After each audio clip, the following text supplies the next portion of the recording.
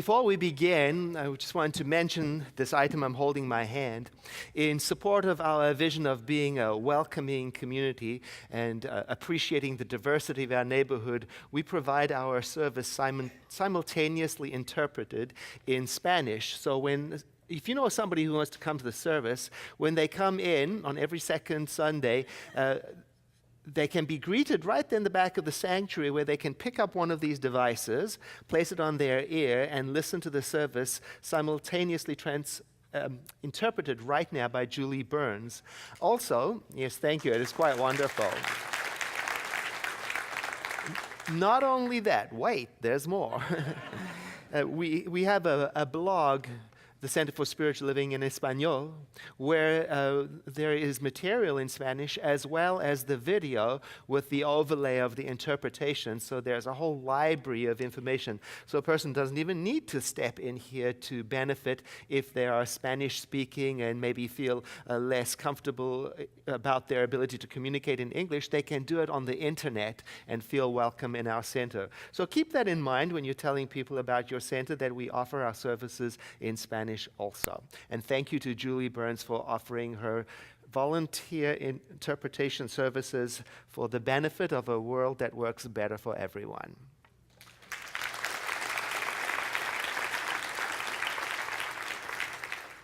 This morning, our topic is being vulnerable. Is it a strength or is it a weakness? Now, I love today's topic for two reasons. And the first reason is that this whole month of March, at 12:30 on Tuesdays, and we still have several Tuesdays left, 12:30 to 1:30, we are having something that we're calling a lunch and learn. People bring their bag lunch, and we sit together, and it's a free event, and we talk about this very topic, vulnerability. We're using Brené Brown's book, Daring Greatly, and we're discussing the questions such as, what is vulnerability? And what isn't it? And what stops a person from being vulnerable? And where in our lives could we be a little more vulnerable? And when we are vulnerable, is that a strength or is it a weakness? Oh, it's some good stuff. And you're invited to join. You can just drop in, come along. If you've got free time on Tuesdays this month, come and lunch and learn with us. The second reason that I'm enjoying the topic so much is because I really got into the topic of vulnerability and its connection to kindness when I was writing my own new book, Ordinary Goodness. And what I discovered in the writing of it is that these are spiritual values that we've been talking about. Goodness, kindness, love, compassion, they aren't always the easiest things to embrace, exactly because they tend to make us vulnerable. The example that I give in my book is that of a music teacher who has an enthusiastic music student, but one who isn't particularly talented, showing little signs of progress. And as it happens, that time comes when the student may have to make a decision, the parents too, about investing in more music lessons, which can be costly, and maybe even going the next level up and buying a better instrument. And then the question arises, what is the kindest thing to do? To say nothing or to tell the truth? Now, this is not a hypothetical scenario. It's actually what happened to me when I was a music teacher. I had to find the way to have a conversation with a student that I had because his idea of what he could do musically was not matching the actual progress he was making. Now, if he simply wanted to be an enthusiastic music lover, amateur, great, I could get behind that. But no, he had grand plans, and he was never going to be, in my estimation, which is sometimes incorrect, he was never going to be the performer he imagined he was going to become. And I really didn't want to hurt his feelings. At the time, I remember thinking, you know what, this would be easier if I just said nothing, just go along. Or would it? Because would I feel decent? about doing that. And so I felt vulnerable because I couldn't see the way through clearly. I couldn't see the easy way out. And I think that's what vulnerability is exactly about, that awkwardness. Because I may have to admit that I don't actually know. And that admission may destroy this perfect facade that I've got all my stuff together. And I know. I learned then that it takes great strength to be vulnerable enough to accept that I may have to do something even though I could be wrong. It takes great strength to admit that the information I'm being called to share could possibly be difficult for another person to hear. I might hurt somebody's feelings. And communicating difficult information continues to be a part of life. And there are other risks, personal risks. I may get hurt. I may be embarrassed. I could get rejected. And that's exactly what vulnerability means. It means, well, it's about the uncertainty of being defenseless and out of control. I did have the conversation with the student. It didn't go well. You know, sometimes I want to trust that if I am vulnerable, that it will go well. Well, it doesn't always. I've told myself many times that if I just avoid the feelings of being out of control and defenseless and uncertain, then I'll be safe. But it turns out that it's not completely accurate. Actually, the opposite. By avoiding some really important and difficult or uncomfortable conversations I have in my past, caused more harm than good. I'm thinking about examples from my past, and maybe you have similar ones where I stayed too long in a relationship or in a job or in a point of view and ended up leading other people on by not telling them the truth. Acting one way when I was feeling a different way. I asked my partner Kevin for an example of when avoiding being vulnerable in our relationship didn't work out so well for him. It's a vulnerable question. And I loved his answer. I even wrote it down. He says, conflict makes me feel vulnerable because I want so badly to be liked and to have your approval. But when I'm not willing to move through the conflict, that's when I don't get my needs met. And then I get disappointed in myself for not being authentic. That's a vulnerable answer. You know, Kevin and I, we grew up in different generations, and for him, coming out, I perceive, was less vulnerable for him than it was for me. I mean, his parents marched with him in gay pride. I can remember the sheer terror of planning to tell my parents, not being in control, not being able to predict their response, not knowing if it would be okay, and shaking all the way up to the moment of doing it, literally terrified.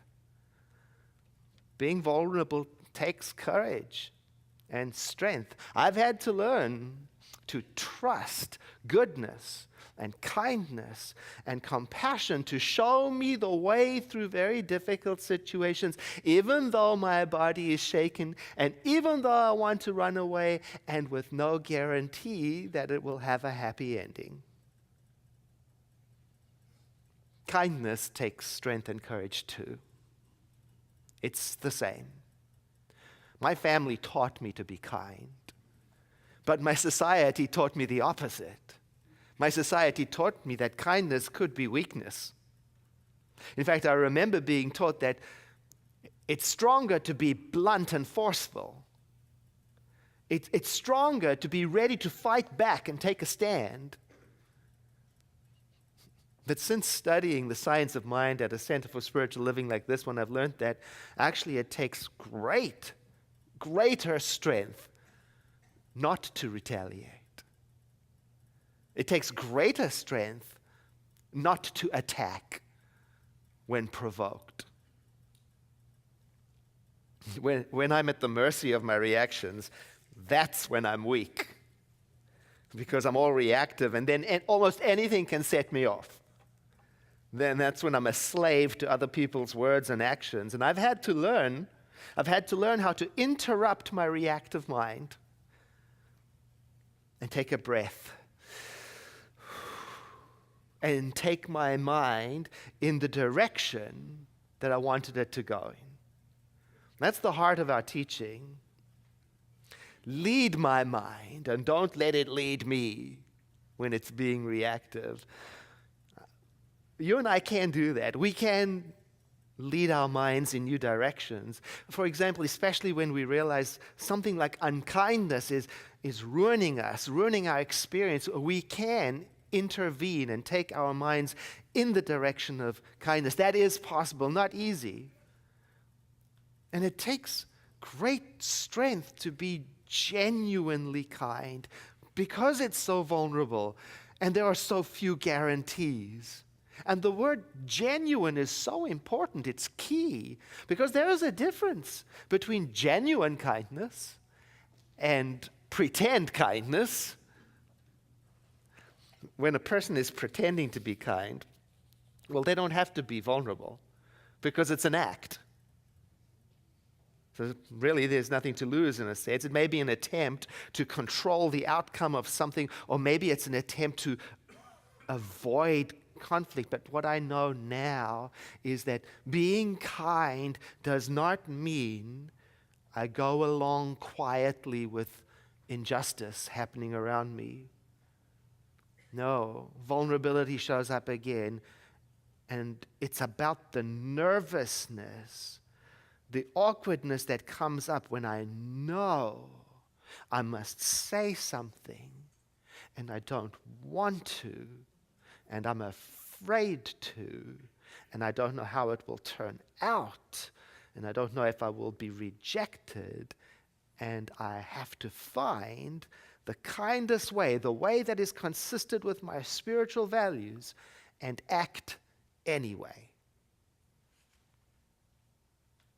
It's like when you're the only one in your family, or you're the only one in a group of friends who can't go along with something that's happening because it's hurting you or it's in conflict with you. It might even be destroying you, and you have to find the way to speak up and step out of it. It's awkward. I've been reading about an organization called Life After Hate. Yeah. It's a United States nonprofit organization. It was created specifically to support people who wanted to make new choices, lead their minds in a new direction. In particular, people who wanted to leave the extremist white power movement because of its racism and hatred. And how difficult it is to step away from that when it's your identity, your family, your safe place. And the team at Life After Hate were all once part of the white power movement, so they know what it's like when one day the light goes on in someone's mind and says something like, "This isn't for me, but I don't know the way out." They understand what draws a person to an extremist group. And equally important, they understand why a person would want to leave it. And because they do, they understand how vulnerable the decision is. And their motto is, no judgment, just help. Oh, I've been thinking about the great kindness in that statement. No judgment, just help. Being kind like that can have its challenges too, because of the perception that being kind is a kind of weakness. The author of the blog Tiny Buddha, she discovered that her name is Brené Brown, and she ran into trouble in her corporate job because she tended to treat people ethically and kindly, and her supervisor did not approve of that. He saw that as a sign of potential weakness, and he fired her, even though she was earning very well for the company. So her kindness left her vulnerable to being treated unfairly. And I can see how a person may take that into their mind and build a case against ever being kind again. But not her. No, that didn't stop Linnea from following her natural inclination to be kind and helpful and ethical towards others. And she went on finding opportunities. She volunteered to help Tibetan refugees establish their own businesses so they could become economically self-sufficient. Because, as she said in her own words, each act of kindness changes the world. Kindness is what made her world significant, even though it made her vulnerable to unfair treatment. That takes courage. So it's a lesson for me, and this is the lesson I'm learning. Feel the awkwardness and the messiness of not knowing, and still find a way to live by your spiritual values anyway. Take your mind, Edward, in the direction of your spiritual values and trust that it will be the better decision for your life, even though the outcome may not always be pretty. I asked my friend, Rabbi George Gittelman, for his take on vulnerability. Here's what he said. Some people think vulnerability is just about being weak or narcissistic, without boundaries, letting it all hang out, wearing your emotions on your shirt sleeve. Not true. Vulnerability, he said, is about courage, authenticity, and faith. Being vulnerable is being real, showing up and living your truth. And it is also about reciprocity. And you know, when he said that, it reminded me of Brené Brown's book, Daring Greatly, because on page 45, she writes something almost identical to that. And I wanted to share it with you. She writes, vulnerability is based on mutuality and requires boundaries and trust. It's not oversharing. It's not purging. It's not indiscriminate disclosure. And it's not celebrity-style social media information dumps. Vulnerability, she writes, is about sharing our feelings and our experiences with people who have earned the right to hear them. Being vulnerable is open and mutual, and is an integral part of the trust-building process. And that's exactly what we're talking about on Tuesday. That's coming up at our Lunch and Learn at 12:30. We're going to ask the question, what does it mean to wear my heart on my sleeve? And when is that a good idea? And when isn't it? And how does a person earn another person's vulnerability? And what can I do when someone can't handle my vulnerability? Oh, it's good stuff. C.S. Lewis, in his book, The Four Loves, he warns us about the dangers of avoiding vulnerability. He says, to love at all is to be vulnerable. Love anything, and your heart will be wrung and possibly broken. If you want to make sure of keeping your heart intact, you must give it to no one, not even an animal.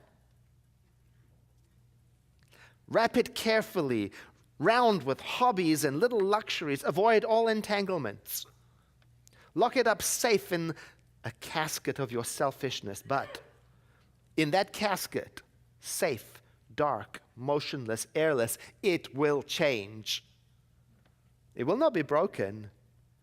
It will become unbreakable, impenetrable, and irredeemable. To love is to be vulnerable. Intense. I invite you now to join me in a meditation of loving kindness by breathing in together and exhaling, letting your eyes close. And as you do that, I invite you to bring into your awareness the image or the memory of someone who loves you very, very much. It could be someone with you, or someone who is in another place, could be living or already passed on. But you're using your imagination to remember the felt experience of their love, as if it is transmitting a message from their heart to yours, saying, may you be filled with loving kindness. May you be well. May you be peaceful and at ease. May you be happy.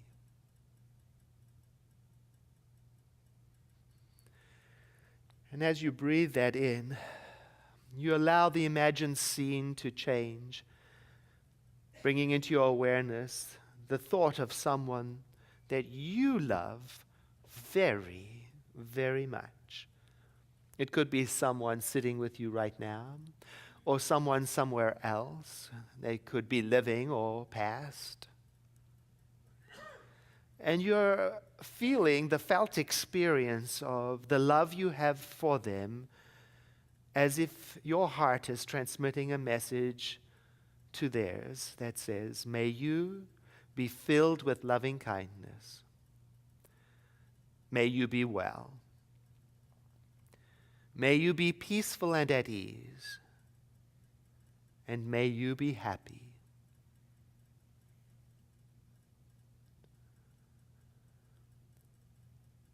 And as you breathe in the atmosphere of that love, you let the scene that you're imagining change. And you bring into your awareness the thought of yourself as if sitting in front of a mirror.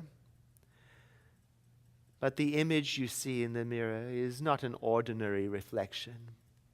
It's the image of how the universe sees you. And you imagine a message of love radiating from the universe to your heart that says, may you be filled with loving kindness. May you be well. May you be peaceful and at ease. And may you be happy.